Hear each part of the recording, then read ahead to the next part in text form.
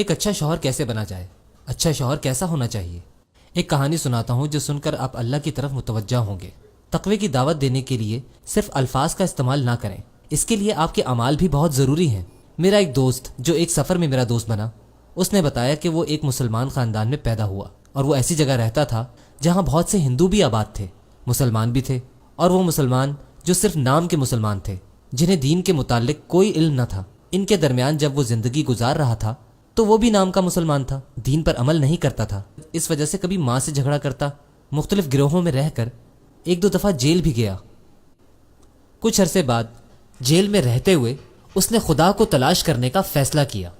کیونکہ وہ مسلمان تھا، اس کا نام محمد تھا، تو اس نے سوچا کہ پہلے اسلام کو ہی جاننا چاہیے۔ سو اس نے مسجد جانا شروع کیا، یہ جاننا شروع کیا کہ نماز کیسے پڑھی جاتی ہے۔ پھر اس نے شادی کی اپنی کسی دوست سے۔ جب اس نے سنجیدگی سے مذہب کے بارے میں سوچنا شروع کیا، اس کی بیوی نے دیکھا وہ نماز پڑھ رہا ہے، فریج سے شراب کی بوتلیں غائب ہو گئی ہیں۔ اب وہ اپنے شرابی دوستوں کے ساتھ بھی نہیں جاتا، اور نہ ہی وہ ویکنڈ میں اپنے دوستوں کے ساتھ اٹلانٹک سٹی جاتا ہے۔ وہ ایک مختلف انسان بن گیا تھا، کچھ بدل گیا تھا، لیکن اس نے اپنی بیوی سے کچھ نہیں کہا اس نے اپنی بیوی سے، نہ چیخا، نہ چلایا اس پر، نہ اسے کہا کہ پردہ کرو۔ اس نے ایسا کچھ نہیں کیا۔ وہ ایک عالم کے پاس گیا، نام نہیں بتایا، لیکن میرے دل سے اس عالم کے لیے بہت دعائیں نکلتی ہیں۔ خیر، وہ عالم کے پاس گیا اور کہا کہ اب میں اسلام کو زیادہ بہتر طور پر جاننے لگا ہوں، لیکن میری بیوی یقینی طور پر ایسی نہیں ہے، وہ بھی نام کی مسلمان ہے، ایسے ہی جیسے میں پہلے نام کا مسلمان تھا۔ میں اس کی مدد کیسے کروں؟ عالم نے کہا، اسے اسلام کے بارے میں بتانے کی ضرورت نہیں، بس ایک اچھے شوہر بنو، اور اس کے لیے محمد صلی اللہ علیہ وسلم کی سیرت پڑھو کہ وہ کیسے شوہر تھے۔ اس کو کیا بتانا ہے اس کی فکر مت کرو، بس دیکھو کہ کیسے ایک اچھے شوہر بن سکتے ہو۔ اس کے لیے بہترین چیز محمد صلی اللہ علیہ وسلم کی سنت ہے۔ آپ اپنی بیوی کو تحفے دیتے تھے، وہ ان کے ساتھ مذاق کرتے تھے، بہت سا وقت ان کے ساتھ گزارتے تھے، بہت اچھا وقت۔ اور یہاں افطار کے وقت فروٹ کھاتے ہی میٹھا نہیں ہے، اور بیوی کہتی ہے کیا ہوا؟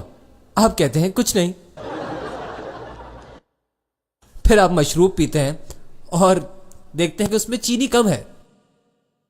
میں جانتا ہوں کہ حالات ٹھیک نہیں ہیں، لیکن چینی تو تھوڑی زیادہ ڈال سکتی ہو۔ ایسے حالات میں سمجھ سکتا ہوں کہ تعریف کرنا بہت مشکل ہوتا ہوگا، لیکن دوستو یہ سنت ہے۔ اچھا کھانا تھا، شاندار تھا، بہت ہی لذیذ تھا۔ تو ہمارے الفاظ ہماری بیویوں کے لیے بہت اہمیت رکھتے ہیں، وہ ہم سے ایسی گفتگو کی عادی ہوتی ہیں۔ لیکن اگر آپ یہ کہتے ہیں کہ آج تم بہت اچھی لگ رہی ہو، تو وہ کیا کہتی ہے؟ کیا چاہیے تمہیں؟ ایسا ہی ہے نا، اس طرح وہ پریشان ہو جاتی ہے۔ آپ کو اس عمل کو بہتر کرنا ہے، یہ ایک مسئلہ ہے۔ تو اب اس نے اپنی بیوی کے ساتھ بات کرنا شروع کی۔ شروع میں اس سے عیسائیت پر بحث کی۔ اس نے بتایا کہ عیسائی مذہب درست نہیں، تسلی بخش دلائل دیے، وغیرہ وغیرہ۔ آپ سمجھ سکتے ہوں گے اس سب کا اس کی بیوی پر کچھ اثر نہیں ہوا۔ اس نے کہا کہ میں عیسائی ہوں، مجھے اکیلا چھوڑ دو۔ 3 سال تک اس نے اپنی بیوی سے عیسائیت کے بارے میں کوئی بات نہیں کی۔ اس نے وہی کیا جو ایک اچھا شوہر بننے کے لیے کرنا چاہیے۔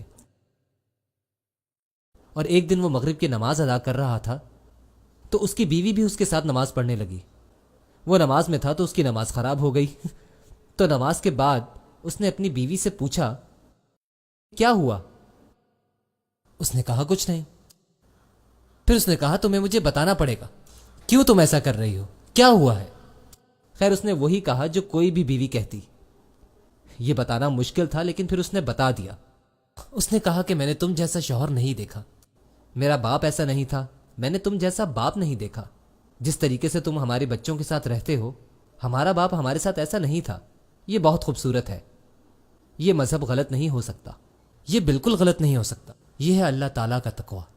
آپ نے دیکھا کہ آپ اپنی زندگی میں اپنے اللہ کے بارے میں کتنا جانتے ہیں۔